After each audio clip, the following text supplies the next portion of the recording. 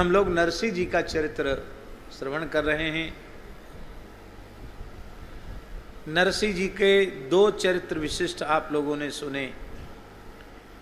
एक तो नरसिंह जी के पिताजी के श्राद्ध में स्वयं भगवान पधारे, भगवत पार्षद पधारे और पूरे नागर जाति के ब्राह्मणों का ही नहीं, पूरे नगर का महाभोज हो गया और उससे उनकी कीर्ति और अधिक बढ़ गई।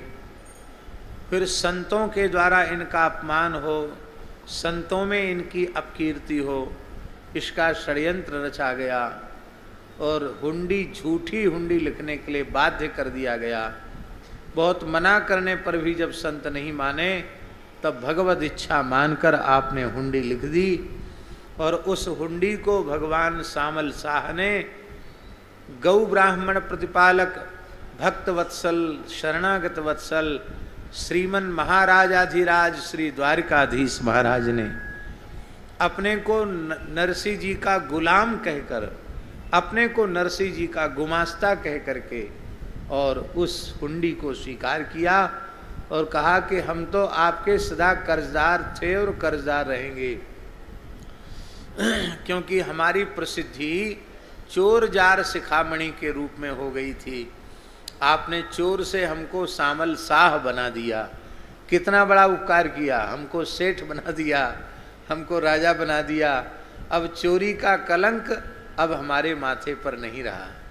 ये श्री ठाकुर जी का अपने भक्त के प्रति अनुराग। इसलिए कहते हैं, देखी आए साह दौर मिले उत्साह, अंग बेऊ रंग बोरे संत संग को प्रभाव।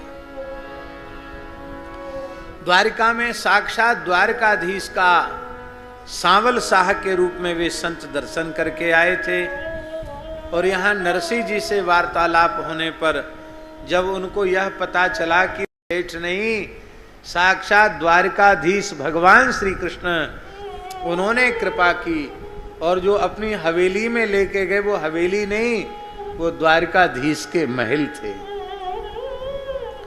द्वारकाधीश जिनकी चरण सेवा को ब्रह्मा जी, शंकर जी, इंद्रादि देवता करते हैं, बड़े बड़े ऋषि मुनि महर्षि जिनकी उपासना करते हैं, उन द्वारकाधीश ने नरसिंह जी का गुलाम अपने को कहा, नरसिंह जी का एक सबसे छोटा सेवक कहा। धन्य है, धन्य है। तो प्रियादास जी कहते हैं, बेऊ रंग बोरे संत, यह जानकर के संत प्रेम रंग में डूब गए और उनकी समझ में आया कि ये हमारे घर द्वार छोड़कर विरक्त बाबा जी हो जाने का, साधु सन्यासी होने का प्रभाव नहीं है, ये संत संग को प्रभाव है। परम संत श्री भक्तराज नरसिंह मेहता के संग का यह प्रभाव है। देखो, संत का वेश, संत का स्वरूप तो संत का स्वरूप है ही। हमारे यहाँ साधुओं में कहते हैं भेष भगवान का, ये भगवान का वेश है, ऐसा मान करके संत स्वरूप में, संत वेश में श्रद्धा रखनी चाहिए। और परिचित अपरिचित की बात नहीं है, संत का स्वरूप देख करके सहज श्रद्धा से मस्तक झुक जाना चाहिए। अप्रामाणिक रूप से हम कोई बात नहीं बोलते। शास्त्रों में लिखा है कि संत को, वैष्णव को, सन्यासी को देखकर जो प्रणाम नहीं करता है उसके 1 वर्ष के पुण्य नष्ट हो जाते। तो वहां को ये तो है नहीं कि हम परिचय देख के राम राम करें। परिचय क्या है हमारा, आपका क्या परिचय है? ये वेश ही परिचय है। संतों ने, गुरुजनों जो भगवान का स्वरूप पधरा दिया है, ये वेश ही परिचय है। इस वेश को देखकर प्रणाम करें। किंतु संग करना हो वहां केवल वेश को नहीं देखना, वहां तो इष्ट मिले, मन मत मिले, मिले भजन रस रीति, इतनी चीजें मिल जाएं तब फिर संग करो, जिससे तुम्हारी आध्यात्मिक उन्नति निरंतर बढ़ती चली जाए। बाकी सेवा तो सबकी करनी। तो संत केवल स्वरूप का नाम नहीं है, संतोचित दिव्य गुणों से जो युक्त होते हैं उन्हें संत कहते हैं। इसलिए संत किसी अवस्था का नाम नहीं, संत किसी वर्ण का नाम नहीं, संत किसी आश्रम का नाम नहीं, संत किसी वेशभूषा का नाम नहीं कि आड़े तिलक वाला, कि ठाड़े तिलक वाला, कि सफेद कपड़े वाला, कि लाल कपड़े वाला, ये सब वेश है। वस्तुतः संत शब्द गुणवाचक है, संतों के गुण जिसमें हैं वो संत है। अब देखिए, हम यहां कहना ये चाहते हैं कि आप तेव अंग तेऊ रंग बोरे, संत संग को प्रभाव है। बड़ी विलक्षण बात है। जो बचपन से घर द्वार छोड़कर विरक्त बाबा जी हो गए, उनके लिए प्रियादासी कह रहे हैं, नरसी जी जैसे संत के संपर्क में आने से उनका साधु जीवन सफल हो गया। उन्हें पता चल गया कि सांवल शाह के रूप में जिन्होंने कृपा की, दर्शन दिया, वो कोई सेठ साहूकार नहीं, वो साक्षात द्वारकाधीश श्री कृष्ण हैं। हमारा जीवन सफल हो गया। ये हमें कैसे मिला दर्शन? बोले संत संग को प्रभाव है, इस संत के संग के प्रभाव से। इसमें हमारा पुरुषार्थ नहीं है, हमारी साधना नहीं है, यह केवल संत के संग का प्रभाव है। अब एक और चरित्र, सुता ससुरारी भयो छूछक विचार सासु, देत बहु गारी जाको निपट अभाव है। पिता सो पठाई कही छाती ले जराई, इन जो पे कछु दियो जाए आवो यह दाव है। यह चरित्र कई प्रकार से प्रचलित है। नरसी जी का भात मायरा, नानी वायरो मायरो, जो बहुत प्रसिद्ध है, उसके अनुसार तो नरसी जी की देवती का विवाह था। नरसी जी की लड़की की जो लड़की, उसका विवाह था। उसमें भात भरने की बात थी। पर प्रियादास जी महाराज ने इसे सुता ससुरार भयो छूछक विचारितासु। छूछक माने होता है कि बेटी के बेटा हुआ था, उसको छूछक कहते हैं। कहीं कहीं सीमंतोन्नयन की बात भी आई है। तो यह दो तीन तरह की बात है, या तो ये दो तीन तरह के चरित्र हैं, पर यहाँ प्रियादास जी ने जिस चरित्र का स्मरण किया है, हम उसी चरित्र का स्मरण कर रहे हैं। नरसी मेहता की पुत्री का नाम था कुंवरबाई। इनका विवाह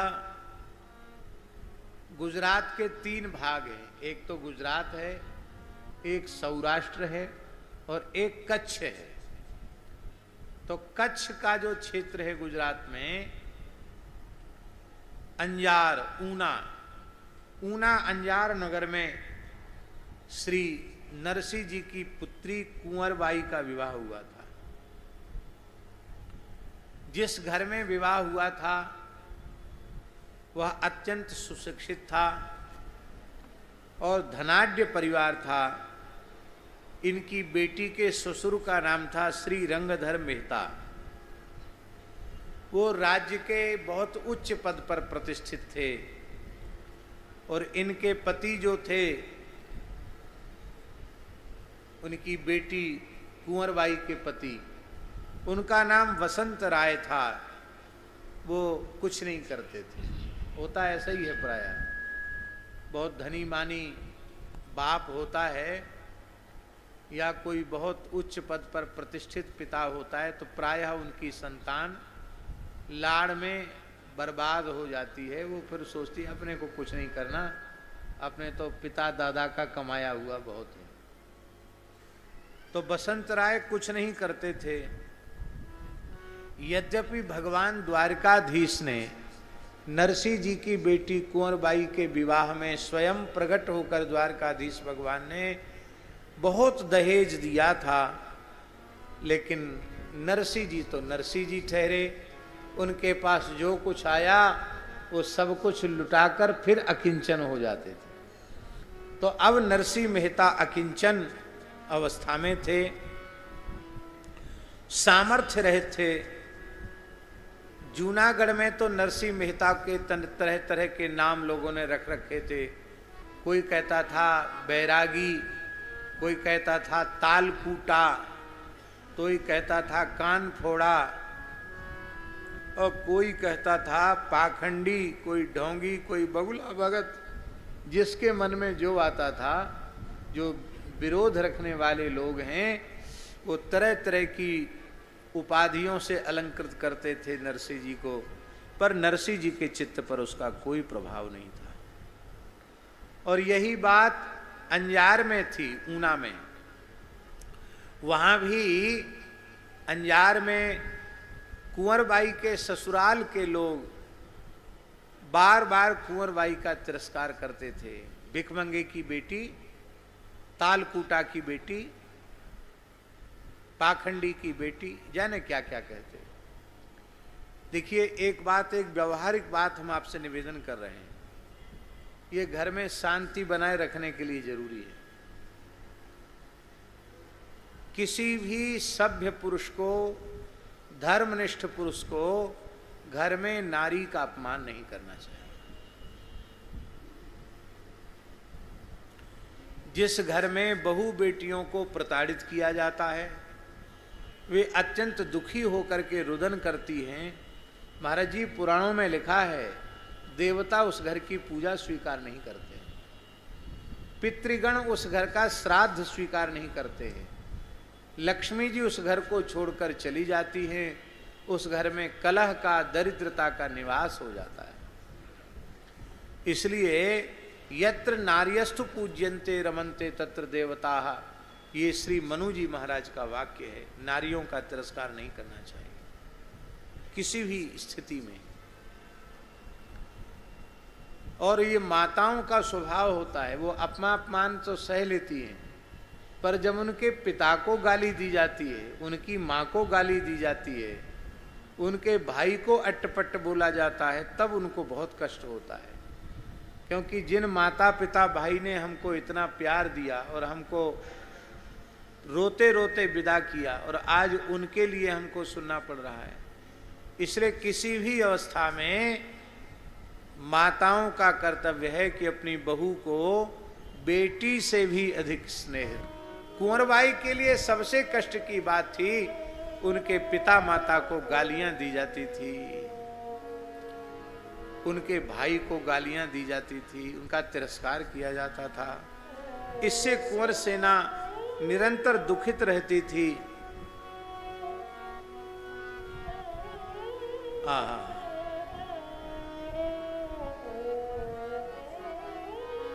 लोक में देखा जाता है, जब कन्या को पुत्र का जन्म होता है, दौहित्र का जन्म होता है, तो कन्या का पिता अपने दौहित्र को देखने के लिए बहुत सा सामान लेके जाता है। उस सामग्री को छूछक की सामग्री कहा जाता है। उसमें सास ससुर के वस्त्र, पति के वस्त्र, देवर जेठ के वस्त्र, जिसकी जैसी सामर्थ्य होती है उसके अनुसार वह छूछक लेकर के जाता है। कहीं कहीं पल्ला लेकर के जाना कहते, पल्ला लेके जाना। ब्रज में क्या कहते हैं? नहीं, पल्ला लेके जाते हैं ना, बेटी के बेटा जब होता है तो लेके जाते, उसको क्या कहते हैं? हैं? क्या कहते हैं? छोछक कहते हैं। हाँ, छोछक, उसको छोछक कहते हैं। छोछक शब्द का ही प्रयोग श्री प्रियादास जी महाराज ने किया है। अब बेटी के बेटा हुआ है तो तमाम लोगों को न्योता दिया जा रहा था, नाते रिश्तेदारों को। कुंवरबाई ने कहा कि मेरे पूज्य पिताजी को भी मुझे देखे बहुत दिन हो गया, तो पिताजी को भी निमंत्रण दिया जाए। यद्यपि कुंवरबाई को यह कहने पर बहुत फटकार सुननी पड़ी, सास की, ननद की, सबकी फटकार उसे सुननी पड़ी। लेकिन रंगधर जी ने मन में सोचा कि हमारी भी प्रतिष्ठा की बात है, हमारे खास समधी जो मेरी बहू के पिता हैं, हमारे समधी, वो ही अपने दौहित्र के इस उत्सव में नहीं आएंगे तो समाज के लोग मुझे क्या कहेंगे। यद्यपि वो हमारे लायक तो नहीं है, वो तो भिखमंगा है, लेकिन यदि इस अवसर पर न बुलाया जाए तो उसको तो कोई कुछ नहीं कहेगा, हमको लोग नाम धरेंगे, इसलिए उनको बुलाया जाना चाहिए। और रंगधर जी ने अपने पुरोहित जी को बुलाया, पत्रिका लिख दी कि परम स्नेही भक्तराज नरसिंह मेहता जी, सादर सप्रेम जय श्री कृष्ण, माघ शुक्ला सप्तमी रविवार को छूछक उत्सव है, आप इष्ट मित्र परिवार सहित आकर के इस उत्सव की शोभा बढ़ावें और उभयतः कुशल करता भगवान द्वारिकाधीश हैं, आपका संबंधी रंगधर मेहता। नरसिंह जी की पुत्री ने भी मौखिक संदेश भेजा और मौखिक संदेश में ये कहा कि देखो पिताजी, वैसे तो मैं जानती हूँ कि आप सब कुछ लुटाकर फकीर हो गए, लेकिन फिर भी यह ऐसा अवसर है, इस पर आप आवेंगे और कुछ देंगे तो इसमें मेरी भी प्रतिष्ठा बढ़ेगी, आपकी भी प्रतिष्ठा बढ़ेगी, क्योंकि जाय आव कछु दियो जाय आवो, यह दाव है। दाव का अर्थ है समय पर दिया हुआ अच्छा लगता है, बिना समय का दिया हुआ अच्छा नहीं लगता। ये समय है, आप जरूर आवें। अवसर कौड़ी जो चुके बहुर दिए का लाभ, द्विजन चंदा देखिए का देखे भरी पाक। पूरे पखवाड़े चंद्रमा को देखा और द्वितीया का चंद्रमा नहीं देखा तो क्या देखा चंद्रमा को। द्वितीया के चंद्र दर्शन की विशेष महिमा है। अब पुरोहित जी पत्रिका लेकर के गए। नरसिंह जी के घर में तो सेठ ही संत रहते थे, और तो कोई था नहीं उनके घर में, और वो जमाना था उस समय बड़ा अभाव ही था। तो संतों ने ये समझा कि रूखा सूखा खा करके तो जैसे तैसे गुजारा कर ही रहे हैं, लगता है कोई निमंत्रण लेकर के आया है, अब तो कम से कम खीर मालपुआ खाने को मिलेगा। हाँ देखो, अब तो शर्मा जी भंडारे बहुत होने लग गए। नहीं, पहले भंडारे बहुत कम जब होते थे तब खाने का भी उत्साह रहता था। हमारे पूज्य गुरुदेव पहाड़ी बाबा महाराज बताते थे कि वृंदावन में साल भर में 20-25 भंडारे होते थे। कितने? बस एक स्थान में साल में एक भंडारा, अपने गुरु महाराज की तिथि पर या किसी उत्सव पर। उसमें सब में कोई झरा तो होता नहीं था, तो साधुओं के स्थानों में 1 मूर्ति 2 मूर्ति का न्योता जाता था। आपके यहाँ 2 मूर्ति, उनके यहाँ 3 मूर्ति, जैसा जिसके यहाँ संत रहते हैं, इनके यहाँ 5 मूर्ति। तो महाराज कहते अब सब मूर्तियों का तो न्योता है नहीं, 2 ही मूर्ति भेजना है। तो जिन 2 को भेज देते, बाकी लोग मुंह फुला लेते थे। अरे हम क्या सेवा नहीं करते हैं, हम इतने दिन से रहते हैं, और ये बेझर की रोटी और ये पतली दाल खाते खाते हमको भी तो बहुत दिन हो गए, सब गाल छिल गए रूखा रूखा अन्न खाते खाते, क्या हमको खीर मालपुआ नहीं मिलनी चाहिए? तो महाराज जी कहते उस समय लोग नाराज हो जाते थे, और दक्षिणा तो मिलती ही नहीं थी साधुओं में। महाराज जी कहते थे वृंदावन में दक्षिणा, एक सेठ आया जो अष्ट सखी मंदिर जिसने बनाया, उसने दक्षिणा शुरू की। 2 पैसा दक्षिणा मिलती थी, उसी के लिए झगड़ा हो जाता था। पैसा था ही नहीं उस जमाने में। तो नरसिंह जी के यहाँ जो साधु रहते थे उन्होंने यही समझा कि कहीं से न्योते का भोजन का निमंत्रण आया है। कीर्तन हो रहा था, कीर्तन के बाद पूछने लगे कि न्योता कहाँ से आया। नरसिंह जी हंसने लगे कि आप सब संत भगवान बड़े भोले भाले हो, ये कोई सेठ नहीं आए हैं, ये हमारी बेटी के ससुर हैं, उनके पुरोहित जी आए हैं। ये पुरोहित जी छूछक के लिए निमंत्रण करने आए हैं। अब पुरोहित जी आए तो उनको भोजन कराना होगा। तो नरसिंह जी के यहाँ उस समय व्यवस्था यह थी कि घर में कुछ नहीं था, तो संत ही चुटकी आटा मांगने के लिए गए। हमारे यहाँ संतों में तो कहते हैं कि एक कमंडल भिक्षा पात्र पुरोहित जी को भी दे दिया कि आपको प्रसाद तो पाना ही है, कि आप भी चले जाओ साधुओं के साथ। पुरोहित जी बोले, हे भगवान, इसको हम न्योता देने आए हैं, जो हमको ही कमंडल हाथ में दे करके और मांगने के लिए भेज रहा है, क्या होगा। पर भैया भक्त की लाज तो भगवान रखते हैं। श्री ठाकुर जी ने इतनी सामग्री घर में प्रकट कर दी कि पुरोहित जी ने पाया, संतों ने पाया तो बहुत आनंद से सब विभोर हो गए। अत्यंत प्रिय मधुर मिष्ठान्न उनको मिला।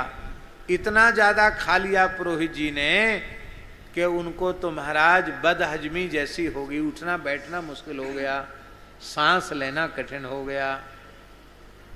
ऐसा होता, इतना लोग खा लेते हैं। अब बात झूठी है कि सच्ची भगवान जाने।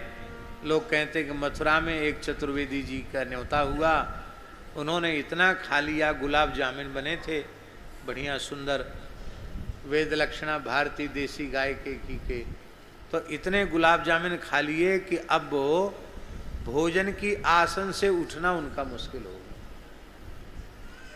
सांस लेना बड़ा कठिन हो गया। तब जिसने भंडारा कराया था यजमान, उसको बड़ी चिंता हो गई, कहीं चतुर्वेदी जी यहीं शहीद न हो जाएं, यहीं पधार न जाएं। तो उन्होंने जल्दी से कहा, महाराज अब पधारिए। बोले, अब तो हम उठ नहीं सकते। तब एक खटिया पर उनको लिटा दिया गया, ऊर्ध्व श्वास चल रही थी। तो एक वैद्य के पास ले गए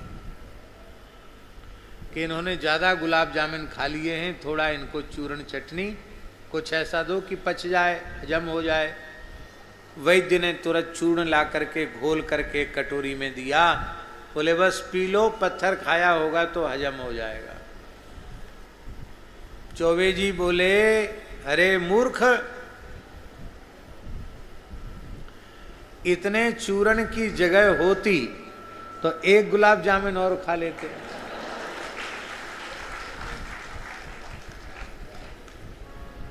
माने चूर्ण फांकने की भी जगह अब भीतर नहीं है।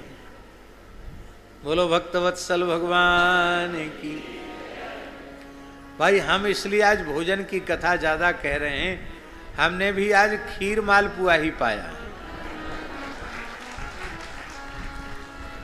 क्योंकि आज अनंत चतुर्दशी के व्रत में ब्राह्मण को 14 पुआ दिए जाते हैं, उसको दान दिया, उसको बायना कहते हैं, उसको दान दिया जाता है। और जो दानदाता यजमान है वो भी 14 पुआ खीर के साथ खाता है। अब अपनी अपनी सामर्थ्य है, कौन छोटे छोटे बहुत छोटे बने तो शायद 14 पा जाएं, पर हमारे लिए तो 14 भी बहुत कठिन है। लेकिन चलो जितना खा सके उतना खाया। तो हम भी आज दूसरी चीज़ कुछ नहीं पाई, नमक मिर्च सब खाना मना है, आज केवल खीर पुआ पाने का विधान है। ठाकुर जी को खीर पुआ का भोग लगता है। तो पुरोहित जी ने खूब डट के पाया। और पहले तो पुरोहित जी के मन में बहुत दुख था कि हम ऐसे के घर में निमंत्रण देने क्यों आए। लेकिन नरसिंह जी की भक्ति का प्रत्यक्ष चमत्कार देख करके पुरोहित जी समझ गए कि ये अलौकिक महापुरुष हैं, इनके लिए कुछ भी कठिन नहीं, सब कुछ संभव है इनके लिए। और जो पत्र लाए थे रंगधर मेहता का, वो पत्र नरसिंह जी ने पढ़ा नहीं, मौखिक सुन लिया समाचार। क्यों बोले भैया जिसके नाम का पत्र हो उसी को पढ़ना चाहिए। ऊपर लिखा है श्री कृष्णाय नमः, तो श्री कृष्ण का पत्र है, तो ठाकुर जी का पत्र है तो ठाकुर जी बाँचे, तो ठाकुर जी के चरणों में रख दिया। पढ़ा भी नहीं हो आपने उस पत्र को, ठाकुर जी के सन्मुख रख दिया और मन में विचार करने लगे कि कुंवरबाई को तो लौकिक आशा है कि मेरे पिताजी आकर अपने देवते का, अपने दौहित्र के मुख को देखेंगे तो कुछ विशेष भेंट सामग्री लाएंगे, पर मेरे पास तो गोपी चंदन, तुलसी माला, कमंडल, कठारी, चिमटा, इसके अलावा हमारे पास कोई भौतिक वस्तु है ही नहीं। लेकिन चलो बुला रही है तो जाएंगे।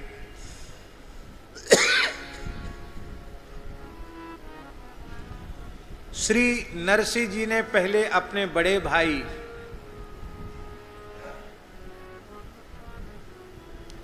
बंशीधर मेहता से कहा, भैया जी आप चलें।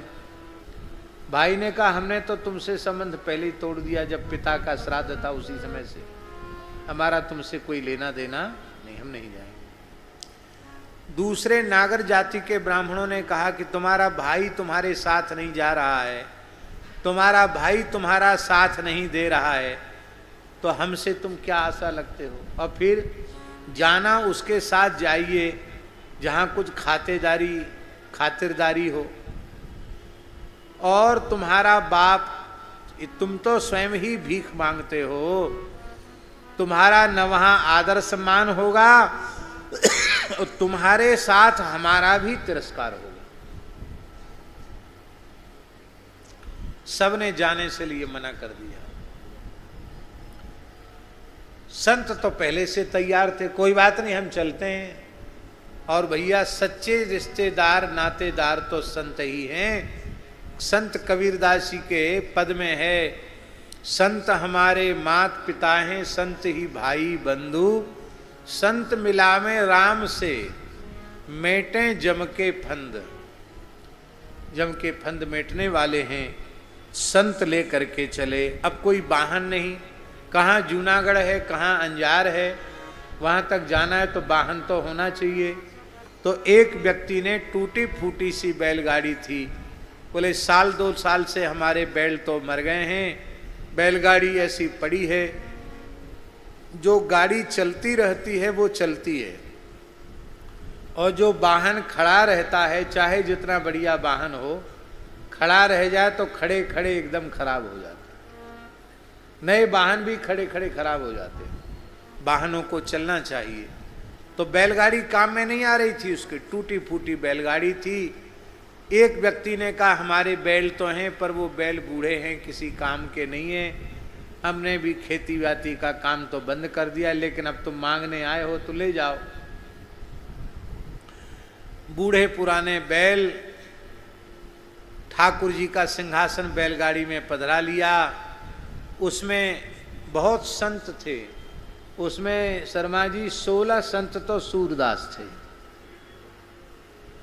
नेत्रहीन थे 16 संत तो। तब उनका कुछ सामान, लोटा सोटा लंगोटा झोला झंटरा सब रख दिया। कुछ जो ज़्यादा बूढ़े थे उनको बिठा दिया, बाकी सब पैदल पैदल चले। इतने लोग कहाँ से एक बैलगाड़ी में बनेंगे।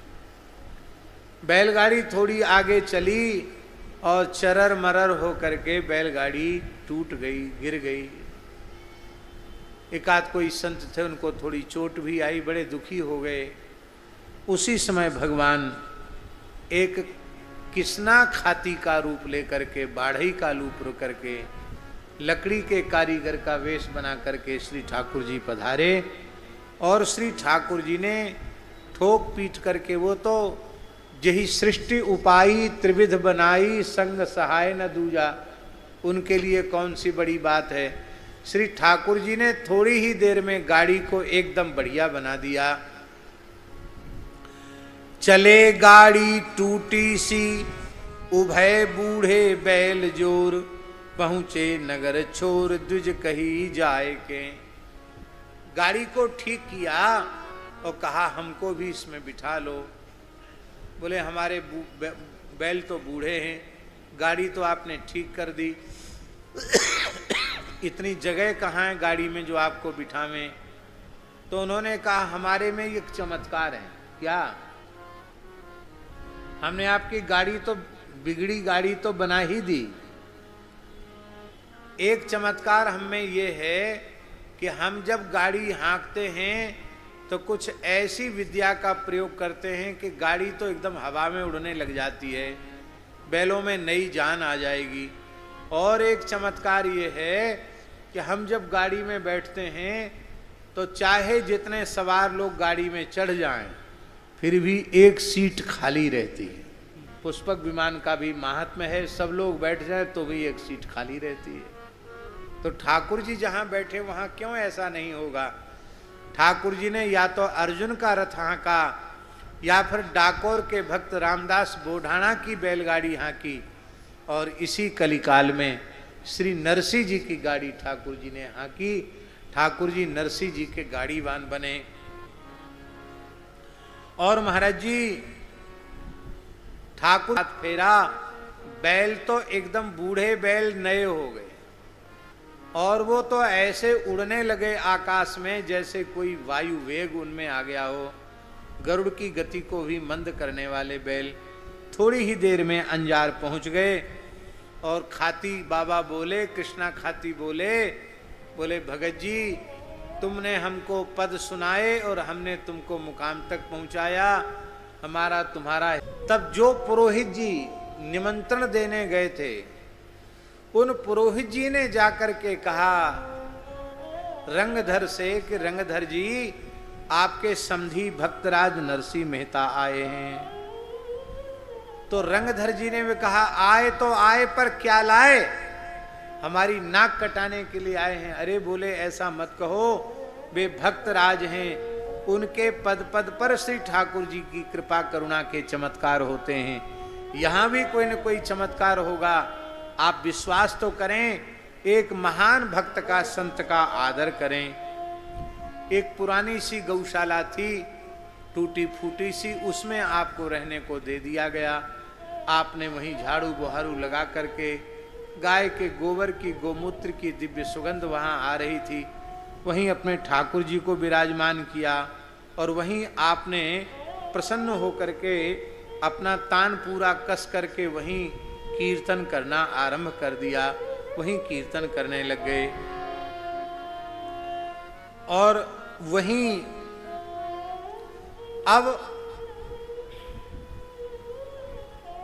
नरसिंह जी के लिए कोई सुविधा नहीं दी गई, कोई सुविधा नहीं, न खाने की न रहने की, तो सत्कार सम्मान तो कोसों दूर गया।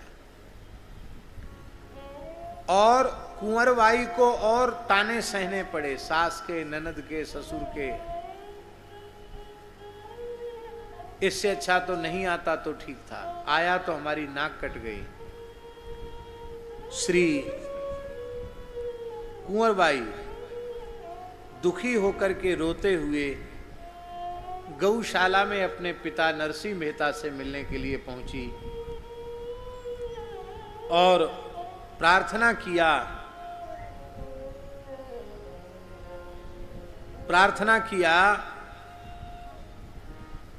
कि पिताजी आपके आने से तो मुझे बहुत प्रसन्नता हुई, आप अपने दौहित्र को आशीर्वाद देंगे, लेकिन ये लोक लाज है, लोक का व्यवहार है, आप खाली हाथ चले आए।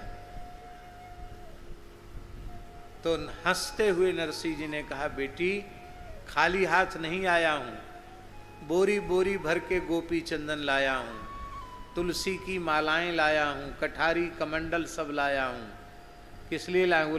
करताल, झांझ मजीरा करताल भी लाया हूं। क्यों? बोले सबको भजन में लगाना है, सबको कीर्तन में लगाना है, सबको कहेंगे गोपी चंदन तिलक लगाओ, तुलसी माला पहनो और सब माला फेरो, इसी में कल्याण है। बोले पिताजी आपका तो ये भाव है, पर ये विमुख लोग न तो साधु संग को मानते हैं, न सत्संग को मानते हैं, न वैष्णवता को मानते हैं। तब श्री नरसिंह जी ने कहा, चिंता जिन करो जाय सासु डिंग ढरो, लिखी कागज में धरो अति उत्तम अघाय के। बेटी चिंता मत करो, जो जो छूचक की सामग्री है अपनी सास ननद से पूछ करके लिखाओ, और लिखाने में कंजूसी नहीं करना। अति उत्तम अघाय के, उत्तम से उत्तम वस्तुएं लिखो और अघा करके लिखो। एक एक वस्तु को 100-100 गुना करके लिखो, कोई चिंता की बात नहीं। तुम्हें अपने भैया सांवल साहब पर विश्वास नहीं है क्या? वो सब द्वारिकाधीश प्रभु करेंगे, तुम लिखवा करके लाओ। तो कही समुझाए सुन निपट रिसाय उठी, कियो परिहास लिख्यो गांव खुनसाय के। पुत्री को समझा करके भेज दिया नरसिंह मेहता ने, और वह जब सास के पास गई तो सास ने तो क्रोध में भर करके पूरे गांव की पहरावनी लिख दी। ब्राह्मण से लेके चांडाल तक सबको 5-5 कपड़ा, 5-5 वस्त्र, सबको सोने का श्रृंगार, और महाराज सबको लिख दिया, पूरे गांव को लिख दिया। अब गांव को पहरावनी लिखी तो इसका मतलब है जब गांव को पहरावनी इतनी है तो जो मुख्य परिवार है उसको कितना दिया जाएगा, इसका अनुमान तो अपने आप लगा लेना चाहिए।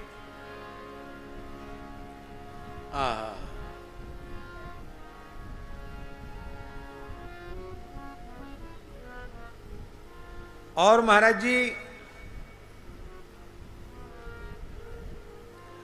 नरसिंह जी ने कहा, बाई चिंता जिन करो मन में धीरज धार, मन माने जो मांगिए देगो सृजनहार। वो सृजनहार दे देगा।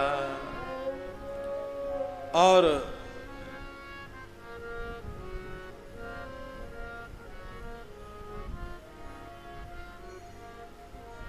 इधर कुंवरबाई ने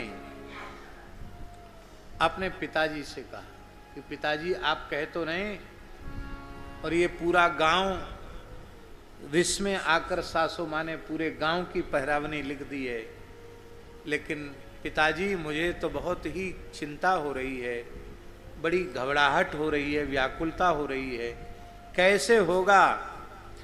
आप पे कुछ नहीं था तो आप आए ही क्यों? क्योंकि आपको लोग गालियां बक रहे हैं, वो मुझे सहन हो नहीं रहा है। अब तो महाराज नरसिंह जी ने अपनी बेटी कुंवरबाई को समझा बुझा करके विदा कर दिया, और श्री नरसिंह जी ने वो चिट्ठी अपने ठाकुर जी के चरणों में रख दी। प्रभु आप इसको कृपा करके कीजिए। हम ये नहीं कह रहे हैं कि शास्त्र की विधि का पालन नहीं करना चाहिए, अवश्य करना चाहिए, पर भैया सबके ऊपर श्री ठाकुर जी हैं। राम रजाए शीश सबही के, भगवान की आज्ञा सर्वोपरि। एक ब्राह्मण परिवार की घटना है। उनके पिता पधार गए थे और उनकी बहन विवाह के योग्य थी, और एक बहुत बड़े घर से रिश्ता आया, घर बैठे रिश्ता आया कि हमारे घर में धन संपत्ति की कमी नहीं है, हम एक बहुत संस्कारित परिवार की बेटी चाहते हैं जो हमारे घर में बहू बन के आए, तो हमारा घर में भी संस्कार संपन्नता आ जाए। तो हमको कुछ चाहिए नहीं, केवल बेटी चाहिए, संस्कार संपन्न बेटी चाहिए, हमको दहेज कुछ नहीं चाहिए, और हमें संबंध स्वीकार है, हम अपनी ओर से प्रस्ताव करें, लड़के वाले लोग। तो कुंडली मिलाई गई, मेलापक। तो जन्म कुंडली मिलाई गई तो कुंडली मिली नहीं। अब वो जो व्यक्ति थे उनके मन, पंडित जी, उनके मन में ये बात आई कि कुंडली तो मिली नहीं है, और रिश्ता अपनी तरफ से चल के आया है, और हम चाह कर भी इतना अच्छा परिवार खोज नहीं सकते, और मेरी बहन विवाह के योग्य है, मैं क्या करूं?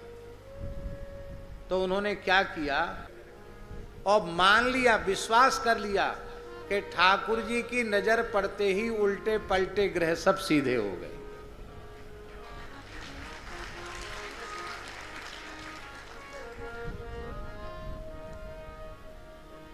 उल्टे पलटे ग्रह सब सीधे हो गए, ये विचार कर लिया पक्का, और विवाह कर दिया। महाराज जी बहुत सुखी संपन्न परिवार हुआ। अब माता जी ज्योतिष झूठी नहीं है, पर सारे ग्रह नक्षत्रों के ऊपर तो श्री ठाकुर जी हैं। जब जानकी नाथ सहाय करें तब कौन बिगाड़ करे नरते, सबके ऊपर श्री ठाकुर जी। एक दूसरी घटना शर्मा जी, आपने नाम सुना होगा श्री सुदर्शन सिंह जी चक्र, जो गीता प्रेस के संपादक मंडल में भी रहे, श्री कृष्ण जन्म स्थान मथुरा में विराजे, बहुत उच्च कोटि के महापुरुष थे। बहुत ग्रंथ उन्होंने लिखे, गीता प्रेस के लेख कल्याण पत्रिका में उनके लेख आया करते थे। चक्र दादाजी, चक्र जी के नाम से भगवान श्री कृष्ण को अपना छोटा भाई मानते थे। भगवत साक्षात्कार उनको हुआ था, और दाऊ जी को अपना गुरु मानते थे। श्री बलदेव जी ने गिरिराज जी की परिक्रमा कर रहे थे, लुक लुक दाऊ जी के पास। दाऊ जी स्वयं गिरिराज पर्वत से उतर के आए, और उन्होंने विधिवत मस्तक पर तिलक लगा करके चक्र जी को कृष्ण मंत्र की दीक्षा प्रदान की थी। ऐसे थे चक्र जी महाराज, उनका जीवन चरित्र भी पढ़ने योग्य है। वो ज्योतिष के भी बहुत बड़े विद्वान थे चक्र जी। तो एक व्यक्ति आया, उसके भी समस्या यही थी, बेटी विवाह के योग्य थी, विवाह नहीं हो रहा था, माता पिता बहुत दुखी थे। तो उनको कुंडली दिखाई चक्र जी को। चक्र जी ने कहा कि ग्रह नक्षत्र के अनुसार इसके कुंडली में इस प्रकार के ग्रह पड़े हुए हैं कि इसका विवाह संभव नहीं है, इसकी शादी होनी ही नहीं। तो कन्या का बाप बोला कि होती तो हो जाती, हम आपके पास क्यों आते? नहीं हो रही है तभी तो आए आपके पास। और रोते हुए उसने कहा कि आपका जन्म श्री राम जी के वंश में हुआ, रघुवंशी हैं आप। सुदर्शन सिंह नाम था, राम जी के वंशज थे वो। और राम जी के दरबार से, रघुवंशियों के दरबार से आज तक कोई निराश नहीं लौटा। तो क्या आज मुझे निराश होकर जाना पड़ेगा? इसमें तो राम जी के वंश कलंकित हो रहा है। ऐसी बात कही तो उनको भावावेश हो गया, और बोले नहीं, रघुनाथ जी के दरबार से तुम खाली हाथ नहीं जाओगे। और तत्काल उन्होंने माताजी नई कुंडली बना दी, पुरानी कुंडली पर कलम फेर दी।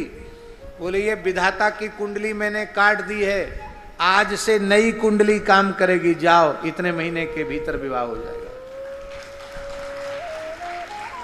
ये चक्र जी के जीवन की सत्य घटना है।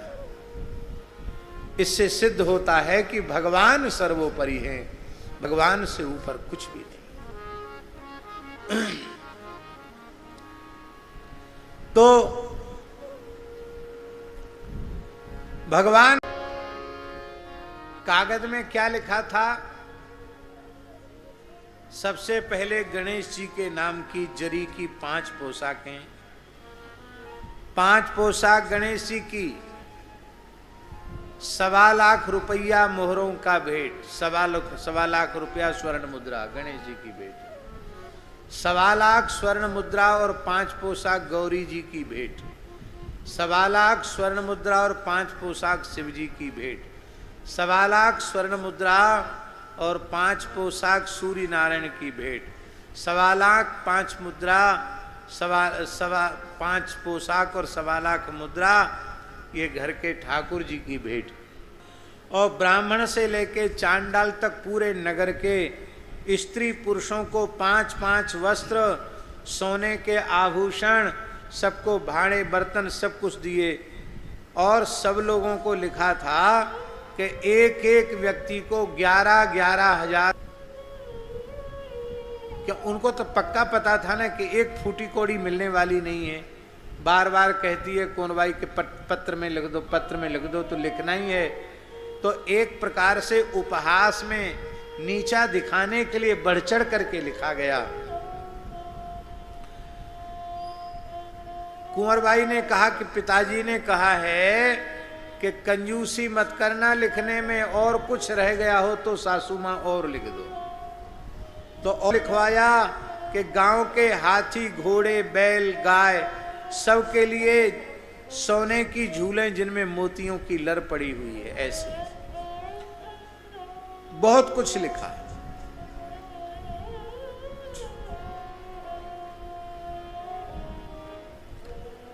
कागज लेकर के नरसिंह जी के पास आई तो नरसिंह जी ने कहा अभी भी चिट्ठी पूरी नहीं है, कुछ बाकी रह गया तो और लिखा दो। तो फिर चिट्ठी लेकर के कुंवरबाई पहुंची। अब की बार सास बहुत चिढ़ गई, लेना देना एक नहीं, ऐसे धन्ना सेठ के समान चिट्ठी बार बार लिखवा रहा है। तो 2 पत्थर लिख दिए। पुरोहित जी ने कहा कि क्या पत्थर बांध के गंगा जी में डूबोगी? अरे बोले डूबने के लिए नहीं, एक सोने की सिल्ली पर तो मैं बैठूंगी, सोने के पत्थर पर तो मैं बैठूंगी, नहाऊंगी, और चांदी के पत्थर पर अपने पैर की एड़ी रगड़ूंगी। हाँ, इसलिए 2 पत्थर। इतना भयंकर खौलता हुआ जल दे दिया नहाने के लिए, क्योंकि माघ का महीना था। तो आपने कहा भाई ये तो बहुत गर्म है, थोड़ा ठंडा पानी। तो उसको सिखा पढ़ा के भेजा गया था नाहिन को। उसने कहा तुम तो बड़े भगत जी हो, गा बजा करके मेघ मलार गाओ और वर्षा करा लो। नरसिंह जी ने कहा बहुत अच्छी बात है। तुरंत नरसिंह जी ने मेघ मलार गाया, और जैसी गाया उमड़ घुमड़ करके भयंकर बादल गरजने लगे, वर्षा होने लगी। इतनी वर्षा हुई कि उनके ब्याह की सारी तैयारी, जय सियाराम, ब्याह तो नहीं था छूचक, पर छूचक महोत्सव की सारी तैयारी धरी की धरी रह गई। सब तंबू कनात सब उखड़ के जाने कहां चले गए।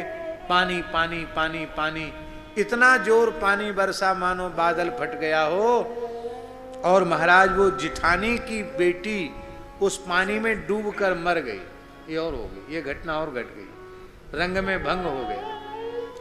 बेटी के बेटे के जन्म का उत्सव, और इधर एक बहू की बेटी की मृत्यु। तब आपने भगवान के सामने भजन गाया और कहा प्रभु इसको प्राण दान दो, क्योंकि इसका क्या अपराध है। और मरी हुई बच्ची जीवित हो गई। बोलो नरसिंह मेहता की। लेकिन उन दुष्टों की आंख फिर भी नहीं खुली। उसको इन्होंने नरसिंह जी का जादू टोना ही माना, कि जादू टोना से मार दिया और जादू टोना से उसे जिंदी भी कर दिया। ये चमत्कारी है।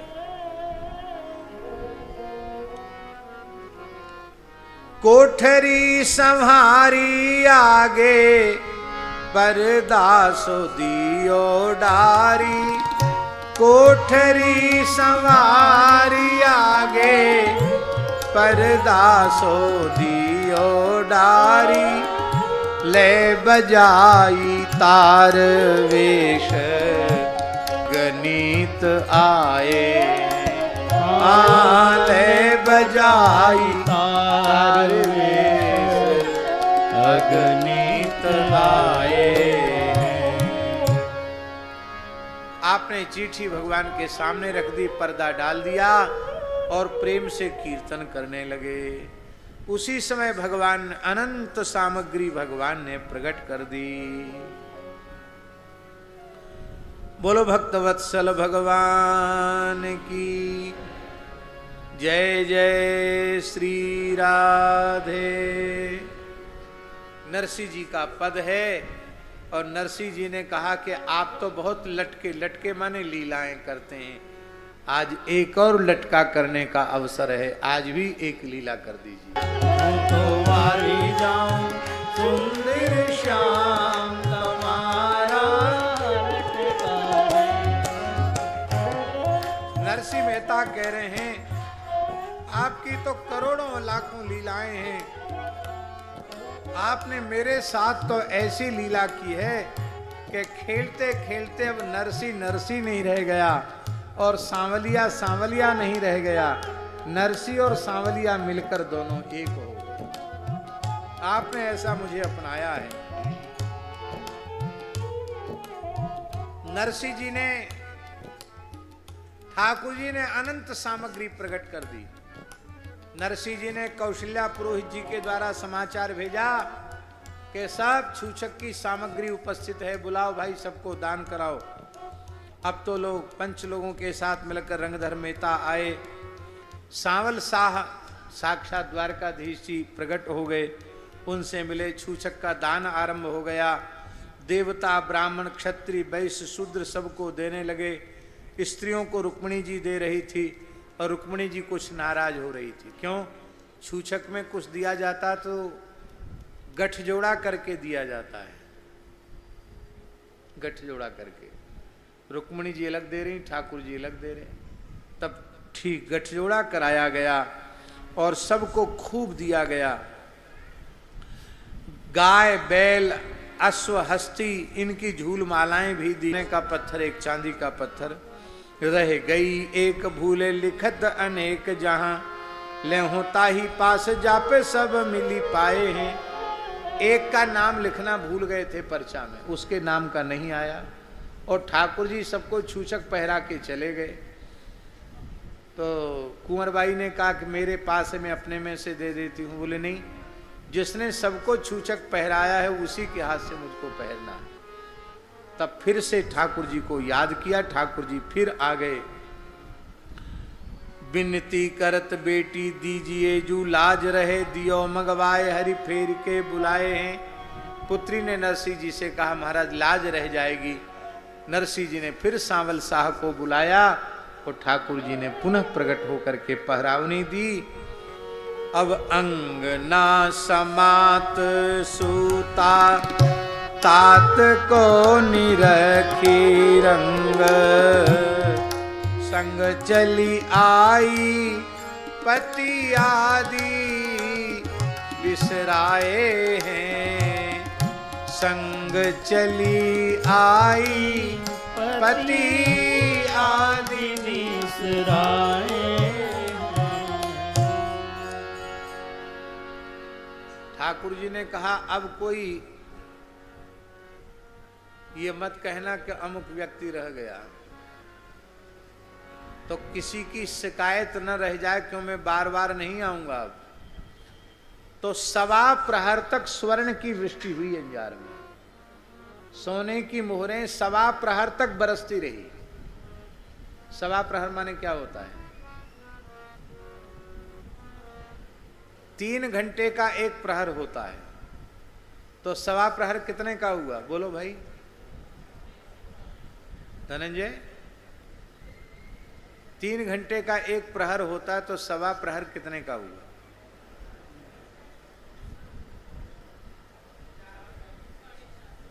4.5 घंटा, 3.25।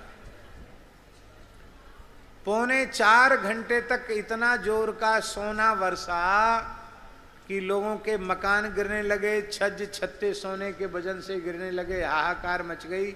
बोले बंद करो बंद करो बंद करो, सबका सोने से पेट भर गया, तब जाके बंद हुआ।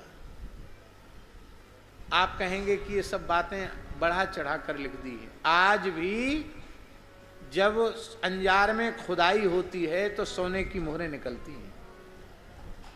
आज भी चांदी के सोने के बर्तन निकलते हैं लोगों की घरों की खुदाई में। ये चमत्कार आज भी है। इस चमत्कार के बाद बेटी ने कहा, भैया अब बेटा अपना पालो पलोसो, और मैं तो ऐसे पिता के चरणों को छोड़कर अब कहीं नहीं जाऊंगी। अपने पति को छोड़कर, अपने पुत्र, अपने ससुराल वालों को छोड़ करके और श्री नरसिंह जी के साथ ही शेष जीवन भजन कीर्तन सत्संग में व्यतीत करने का कुंवर गए। और उनके जमाई, उनके ससुर, समधी सबके सब चरणों में पड़ गए, क्योंकि सबने प्रत्यक्ष चमत्कार देख लिया था। सबके हृदय परिवर्तित हो गए, सब भगवान के भक्त हो गए, सब रोने लग गए। बोले, नरसिंह जी आपको हमने बहुत गालियां दी, पर अब आप कृपा करके हमारा उद्धार करो। तब नरसिंह जी ने एक पद गाया, नारायण नु नाम न लेता, बारे तेने तजिए रे। नारायण नु नाम न लेता, बारे तेने तजिए रे। मनसा बाचा कर्म करीने, मनसा बाचा कर्म करीने, लक्ष्मी बरने भजिए रे। लक्ष्मी बरने भजिए रे। नारायण नु नाम न लेता, बारे तेने तजिए रे। नारायण नु नाम न लेता, बारे तेने तजिए रे। जो भगवान का नाम नहीं लेता बचपन से, वो चाहे जितना प्रिय हो, जाके प्रिय न राम वैदेही, तजिए ताहि कोट बैरी सम जद्यप परम सने। उसको त्याग देना चाहिए, मन वाणी क्रिया से करना चाहिए। कुल ने तजिए, कुटुंब ने तजिए, तजिए माने बाप रे। कुल ने तजिए, तजिए माने बाप रे। भगनी सुत दारा ने तजिए, जिम तज कंचु की सांप रे। भगनी सुत दारा ने तजिए, जिम तज कंचु की सांप रे। जैसे सांप कैंचरी को छोड़ देता है, ऐसे ही माता पिता बहन पुत्र पत्नी सबको त्याग कर भगवान का भजन करो। त्यागने का अर्थ है इनमें होने वाली आसक्ति का त्याग करके भजन करो। बारे तेने तजिए रे। नरसिंह जी की दो बिटियां थी, एक कुंवर सेना और एक रतन सेना। तो कुंवर सेना का चरित्र तो आप सुन चुके हैं कि वो छूछक के बाद नरसिंह जी के साथ ही जूनागढ़ आ गई। ऐसे पिता जो साक्षात संत हैं, सदगुरु हैं, ऐसे पिता के चरणों को छोड़कर मुझे कहीं नहीं जाना है।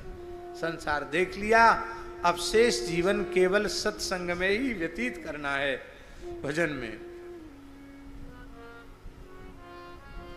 तो एक तो पति के प्रभाव, भगवान के अपने पिताजी के भक्ति भाव को देखकर घर लौट आई, और दूसरी जो रतन सेना थी उसने कहा, पिताजी संसार का स्वरूप हमारी समझ में आ गया, हमको संसार के बंधन में मत फंसाइए। मैं तो जीवन पर्यंत आपको ही अपना गुरु मानकर, संत मानकर जीवन भर यही भजन करूंगी, मुझे संसार में मत फंसाइए। छोटी ने विवाह नहीं किया। एक दिन की बात है कि जूनागढ़ में दो स्त्रियां आईं जो बड़ी सुंदरी थी और उनका कंठ बड़ा मनोहर था। शास्त्रीय संगीत नृत्य में वो बड़ी प्रवीण थी, बड़ी कुशल थी। उनके साथ एक मंडली थी, ताल पखावज मुरली मृदंग आदि बाजा जो नाचने गाने वालों के साथ, वो सब मंडली थी। और वो नाचना गाना, संसारी गीत गाकर, नाच गाकर के रिझाना और पैसे लेना, यही उनका व्यवसाय था। और वो वस्तुतः एक व्यक्ति, दुष्ट व्यक्ति की मंडली थी। कोई न अनाथ बालिकाओं का शोषण करता था, उनको इसने माने एक प्रकार से पैसा कमाने का माध्यम बना रखा था उन लड़कियों को। वो लड़कियां चारों ओर नाच गा रही थी और जूनागढ़ के जो धनी मानी मेहता परिवार के जो ब्राह्मण हैं वो नहीं मिला। तो लोगों ने जैसे साधुओं को बहला फुसला के भेज दिया था, ऐसी लोगों ने कहा अरे हम लोग जितना पैसा तुम चाहती हो ना उतना पैसा, ये बड़ी बात नहीं। उनको बहला फुसला के भेज दिया। नरसिंह जी के पास आकर वे संसारी गीत गाने लगी, जैसे झूठ बोले कौआ काटे, इस तरह के गीत गाने लग गई वो। नरसिंह जी ने कहा बस बस बंद करो बंद करो, ये कौआ काटे और कोयल काटे वाला गीत यहाँ मत गाओ। यहाँ तो हमारे सांवल साहब विराजे हैं, कुछ तुमसे बनता हो तो उनके गुणगान करो। और कहा कि देखो यदि तुम्हें अपने कल्याण की इच्छा हो तो ये मलमूत्र का भांड है ये शरीर, इसकी ममता आसक्ति को त्याग दो। ये लोग जो तुमको साथ लेकर डोल रहे हैं धन कमाते हुए, इनको त्याग दो और मूड मिला लो, गोपी चंदन का तिलक धारण कर को तुलसी धारण कर लो। यद्यपि तुमसे बहुत पाप बने हैं, बहुत पाप की कमाई करके धन कमाया है, लेकिन अब कोई बात नहीं, श्री कृष्ण का नाम पतित पावन है, श्री कृष्ण पतित पावन है, तुम भगवान की शरण लेकर के भजन में लग जाओ। देखिए हमारे महाराज जी कहते थे, शर्मा जी, कि बंदूक की गोली खाली चली जाए पर संत की बोली खाली नहीं जाती। नरसिंह जी परिपूर्ण संत हैं। नरसिंह जी की वाणी का ऐसा प्रभाव हुआ, उन्होंने बस्त्रा नाचने गाने वाले संगीत वालों को विदा कर दिया और तुरंत मूड मुड़वा करके और साधुओं जैसे वस्त्र धारण करके रोते हुए नरसिंह जी के चरण पकड़ लिए। नरसिंह जी ने कहा आज से तुम मेरी धर्म पुत्री हुई। दो बेटी तो मेरी यहाँ है ही हैं, एक कुंवरबाई एक रतनबाई और हो गई। चलो सब लोग मिलकर के ठाकुर जी की सेवा करेंगे, सब लोग मिलकर के भजन करेंगे। और सबने भजन का निश्चय कर लिया। उस समय जो नरसिंह जी ने उन बाइयों को पद सुनाया था वो बड़ा अद्भुत पद है। बोलो भक्तवत्सल भगवान की। इस पद को गाने में थोड़ा समय लग सकता है, शायद 5-7 मिनट तो लग जाएगा। गा लें। हरि हरि रटन कर कठिन कली का, इस रस का भोग करने वाला नरसिंह ये कर रहा है, जो इस रस का निरंतर स्वाद लेता है। अब तो महाराज ठाकुर जी के सामने दोनों नृत्य करती, सुंदर गाती, परम भक्ता हो गई।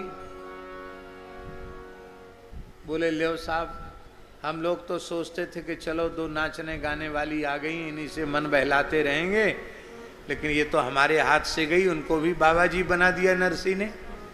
क्या जादू करता है, क्या चमत्कार करता है। चलो अब यही बात लेकर के जूनागढ़ के राजा के पास चलकर शिकायत की जाए।